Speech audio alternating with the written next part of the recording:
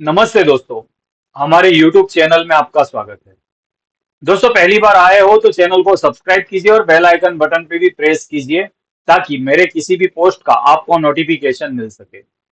दोस्तों आज का प्रेडिक्शन था कि करीब 12 बजे तक मार्केट थोड़ा वॉलेटाइल, लेकिन ओवरऑल जो है मार्केट नेगेटिव ही रहेगा और अच्छा खासा ओपन गैप अप होने के बावजूद भी अच्छा 100 पॉइंट जो है निफ्टी डाउन आ गया था। लेकिन सेटलमेंट के क्लोजिंग यानी CAS 180 से 220 के आसपास या 230 लेके गया यानी 40-50 पॉइंट। लेकिन प्रीमियम में पुट साइड जो है अच्छे अंत में अच्छा भाव बढ़ गया। और दोस्तों सबसे पहले आज हम लेवल की बात करेंगे क्योंकि कल निफ्टी मंथली एक्सपायरी है।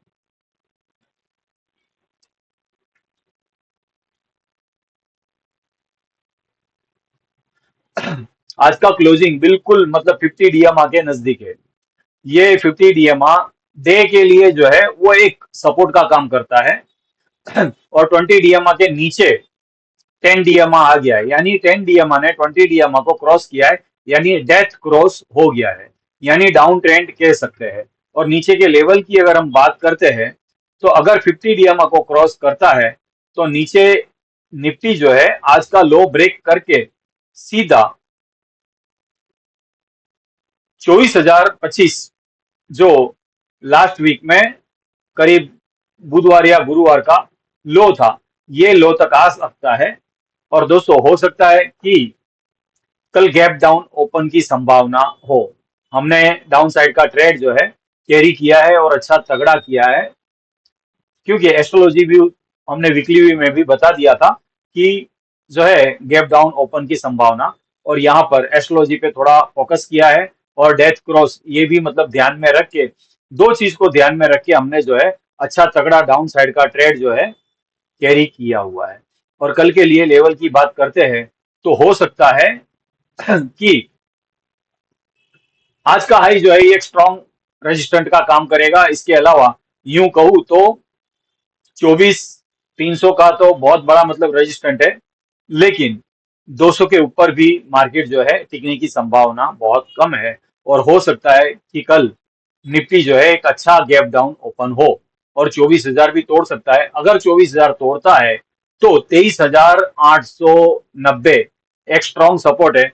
इस लेवल से बाइंग आ सकती है। एस्ट्रोलॉजी व्यू ओवरऑल जो है नेगेटिव है, लेकिन टेक्निकल को भी ध्यान में रख के चलना जरूरी होता है। अब हम बात करते हैं एस्ट्रोलॉजिकल क्या होता है।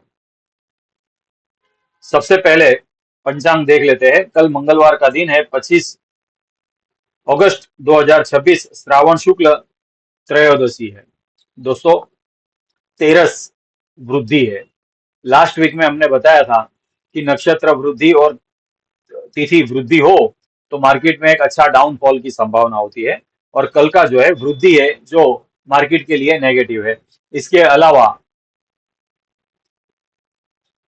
डील डे यूएस ने जाहिर किया है, यानी ट्रेड डील।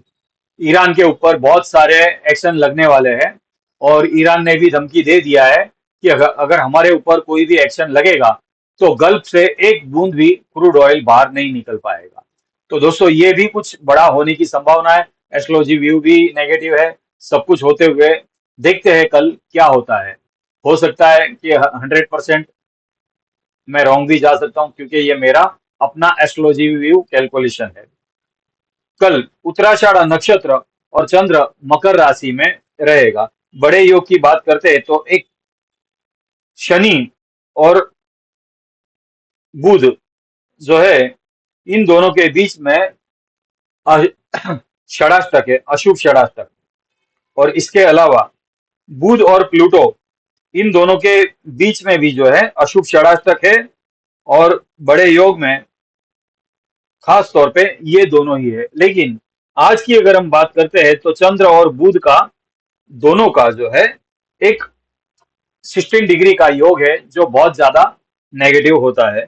इसके अलावा बुध और नेपच्यून का भी एक योग है जो वो भी जो है बहुत ज्यादा नेगेटिव होता है।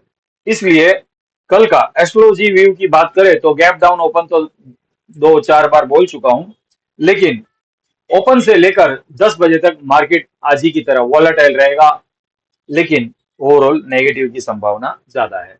और फिर उसके बाद 12 बज के 50 मिनट तक एक छोटा योग जो है वो तेजी का है, जिसमें मार्केट फिर एक बार आज सेकंड हाफ जैसा रेंज बाउंड हो सकता है।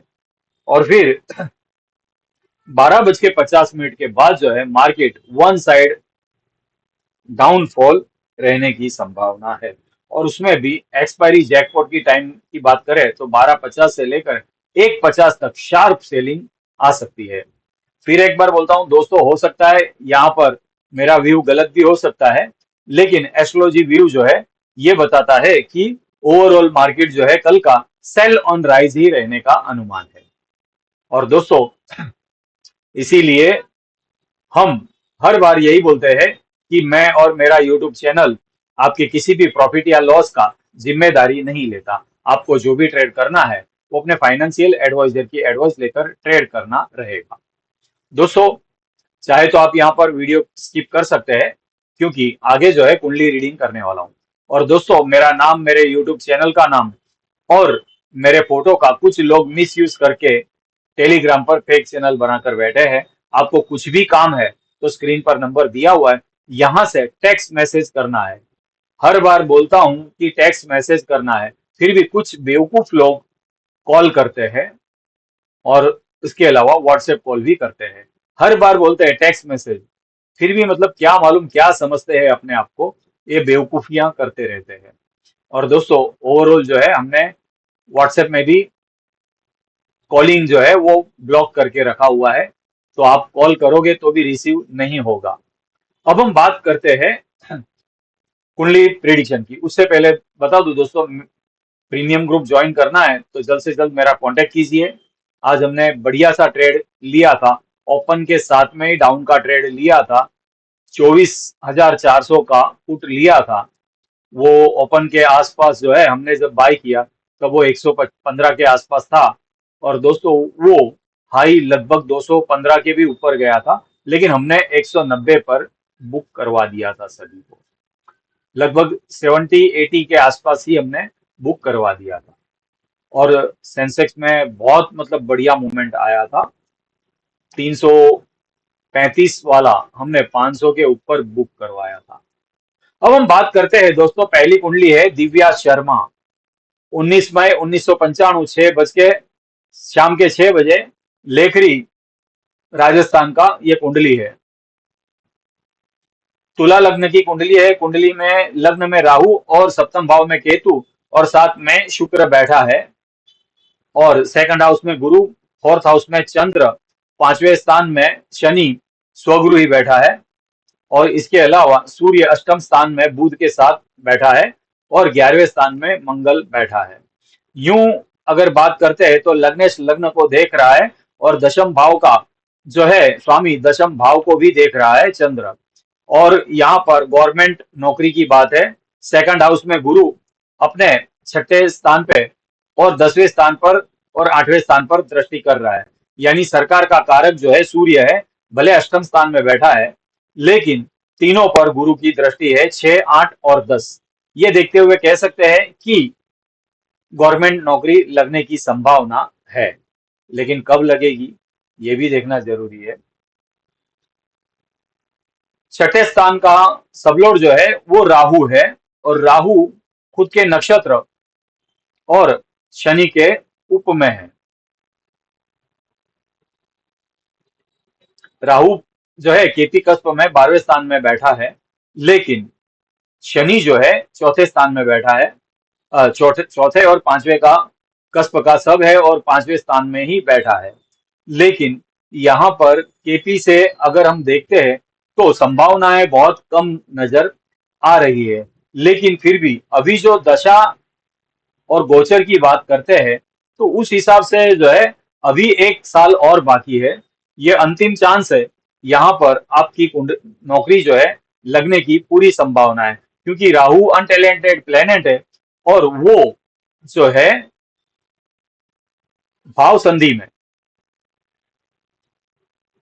4, 6 और 10 और 12 इतने स्थान का जो है सब लोड है। तो ये देखते हुए, और केतु जो है वो 6 हाउस और 6 6 बताता है। ये देखते हुए कह सकते हैं कि 2027 के जून जुलाई तक, अंत तक आपको गवर्नमेंट नौकरी लगने की संभावना है। तो दोस्तों इसके बाद सेकंड कुंडली है हीना मल्होत्रा, 7 नवंबर 1993, शाम के 6:14 और जलंधर, पंजाब की कुंडली है। वृषभ लग्न की कुंडली है, लग्न में केतु है और 7वें स्थान में स्वगृही मंगल, लेकिन वो अस्त का है। 7 में राहु है। चौथे स्थान तीसरे स्थान में स्वगृही चंद्र है और छठे स्थान में नीच का सूर्य और स्वगृही शुक्र के साथ गुरु और बुध भी बैठे हैं, लेकिन बुध वक्री और अस्त दोनों ही है। और 9वें भाव में शनि बैठा है, वो भी अपने स्व राशि में। यहाँ पर स्वगुरु ही सब कुछ देखते हुए कह सकते हैं कि शादी तो होगी, लेकिन कब होगी ये देखना है। 7वें का सबलोड जो है वो शनि है और शनि मंगल के नक्षत्र और बुध के उप में बैठा है। बुध से 6 बताता है और मंगल 7 बताता है और शनि जो है वो 10 और 11 बताता है।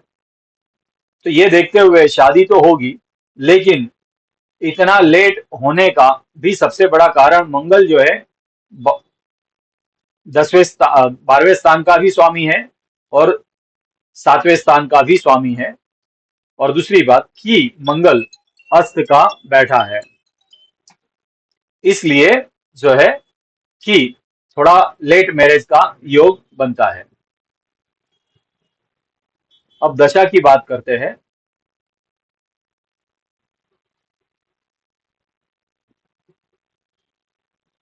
शुक्र की दशा है